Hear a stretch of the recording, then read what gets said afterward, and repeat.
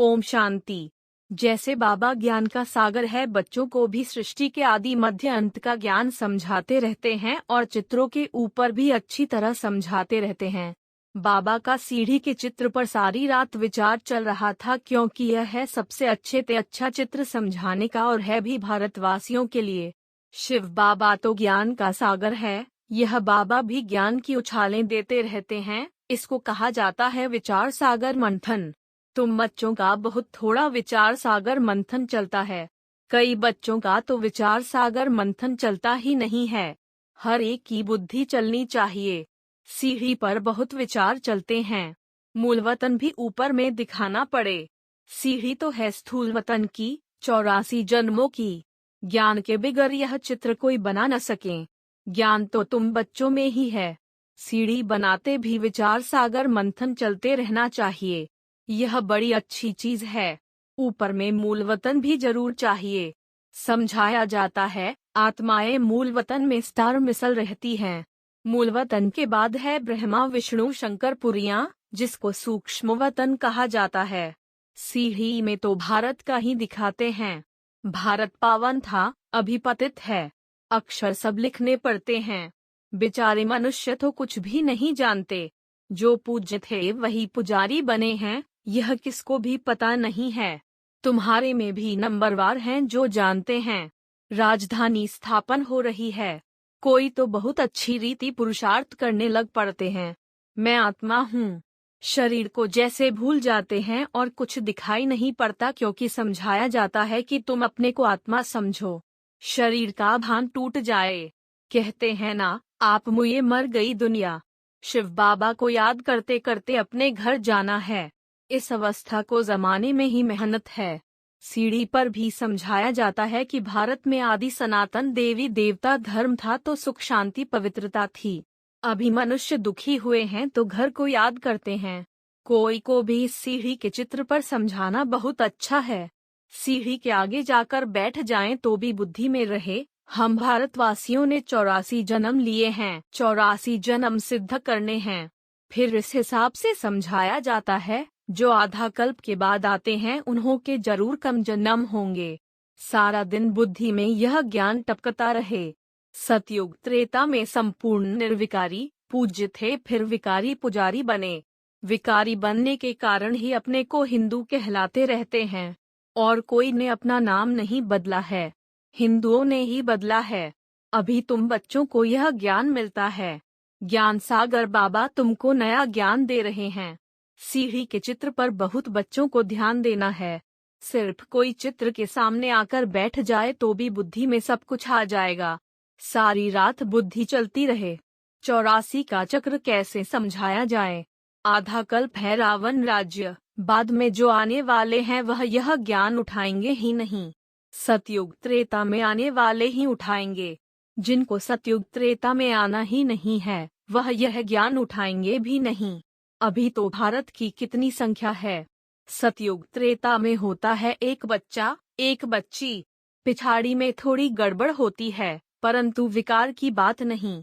रावण राज्य होता ही है द्वापर में, परंतु त्रेता में 2 कला कम हो जाने से कुछ न कुछ प्योरिटी कम हो जाती है। रावण राज्य और राम राज्य को भी कोई समझते नहीं है। राजाई पद पाने वाले अच्छा पढ़ेंगे। शौक चाहिए कोई का कल्याण करने का, परंतु तकदीर में नहीं है तो तदबीर ही नहीं करते हैं। धारणा करते जाए तो सर्विस पर भी बाबा भेज दे। जिनको सर्विस का शौक है वह तो दिन रात सर्विस करते हैं। सीढ़ी के राज को कोई समझ जाए तो खुशी का पारा चढ़ जाए। बाबा ज्ञान का सागर है, हम बच्चे नदियां हैं तो वह शोर दिखाना है। दिन प्रतिदिन वृद्धि होती जाएगी। राजाई तो स्थापन होनी ही है। सीढ़ी में भी दिखाया है सतयुग श्रेष्ठाचारी पावन भारत, वही अब पतित भ्रष्टाचारी दुर्गति को पाया हुआ भारत है। सब दुर्गति को पाए हुए हैं, तब तो बाबा आकर सदगति करते हैं। इसमें भल कोई आत्मा अच्छी व बुरी भी होती है। रिलीजियस आदमी इतना पाप कर्म नहीं करते हैं। वेश्याएं आदि बहुत पाप कर्म करती हैं। यह है वेश्यालय। सतयुग है शिवालय, उनकी स्थापना शिव बाबा करते हैं। उनको कृष्णपुरी भी कहते हैं, अर्थात कृष्णालय कहें, परंतु स्थापना तो शिव बाबा करते हैं ना। यह सीढ़ी का चित्र भी जरूरी है, इस पर तो बहुत ध्यान देना चाहिए। सीढ़ी को देखने से सारा 84 का चक्र बुद्धि में आ जाता है, परंतु अंदर बड़ा शुद्ध होना चाहिए। शिव बाबा से योग हो तब नशा चढ़े और पद भी पा सकें। ऐसे नहीं कहना चाहिए कि जो मिलेगा तकदीर में जो होगा। सर्विस का शौक रखना चाहिए। शरीर पर तो भरोसा नहीं है, आगे चलकर कैलेमिटीज भी जोर से आती रहेंगी, फिर खाली हाथ जाएंगे। अर्थक्वेक में लाखों मनुष्य मर पड़ते हैं तो डर रहना चाहिए। योग की यात्रा से हम सतो प्रधान बन जाए, फिर औरों को भी बनाना है। धन दिए धन ना खुटे, मेहनत करनी है। बाप तो समझाते रहते हैं तुमको 21 जन्मों के लिए अपने पांव पर खड़ा रहना है, इसलिए अच्छी रीति पुरुषार्थ करते रहो। पुरुषार्थ का समय ही अभी है। दुनिया में किसको पता नहीं है कि 21 जन्मों के लिए राजाई कैसे मिलती है। तुम इस सीढ़ी पर बहुत अच्छी रीति समझा सकेंगे। 84 जन्म कैसे हैं? ऊपर में लिखा हुआ भी है। शिव भगवान उवाच, निराकार पतित पावन ज्ञान का सागर समझा रहे हैं। जिनको समझाते हैं वह फिर औरों को भी समझाएंगे कि बच्चे तुमको अब कारून का खजाना मिलता है तो वह लेना चाहिए, ऊंच पद पाना चाहिए। यह है प्रवृत्ति मार्ग का ज्ञान। एक ही घर से एक भांति ज्ञान में है, दूसरा नहीं है। खिटखिट तो होगी ही। यह सैपलिंग लग रहा है। हम पूज्य से पुजारी कैसे बने, यह राज बड़ा समझने का है। जो सबसे जास्ती पूज्य पावन बनते हैं वही सबसे जास्ती पतित बनते हैं।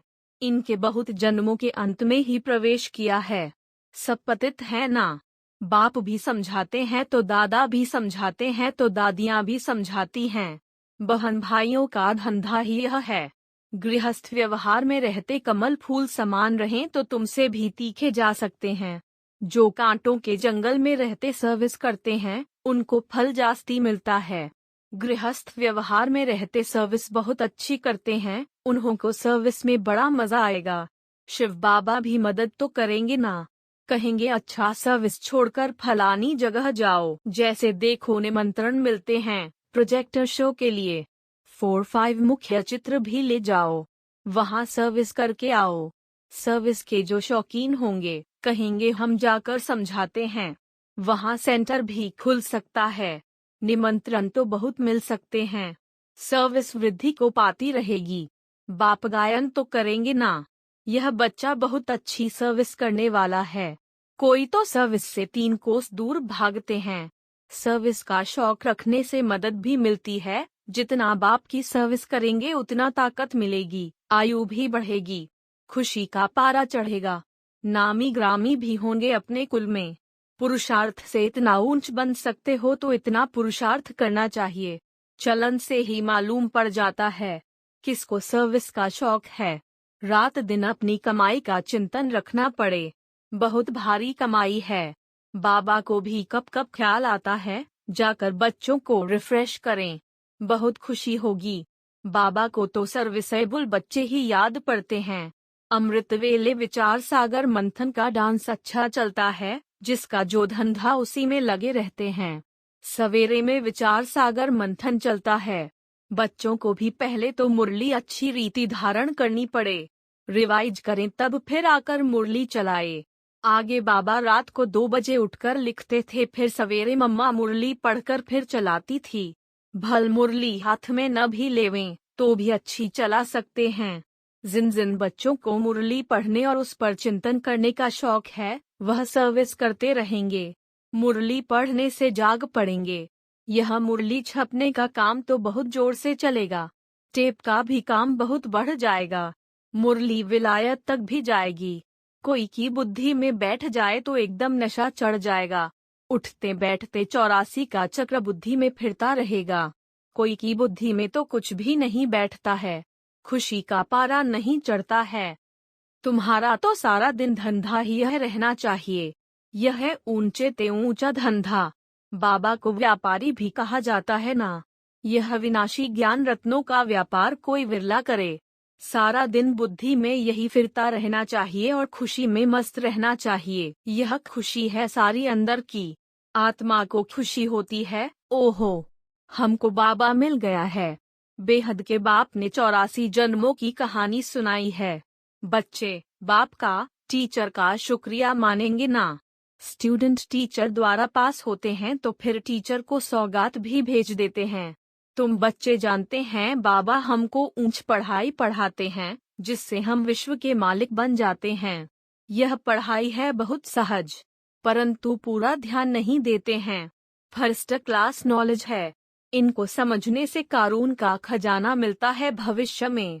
कमाल है ना। हर एक बच्चा समझ सकता है हम किस ग्रेड में है। सारा मदार है सर्विस पर। बाबा तो कहेंगे थर्ड ग्रेड से निकल फर्स्ट ग्रेड में आ जाओ तब कुछ पद पा सकेंगे। 21 जन्मों की रिजल्ट निकल जाती है। बाबा को तो तरस पड़ता है, व्यर्थ समय गवाते हैं। बाबा समझाते हैं ड्रामा प्लान अनुसार मुझे आना पड़ता है सदगति देने के लिए। यह है ही दुर्गति की दुनिया।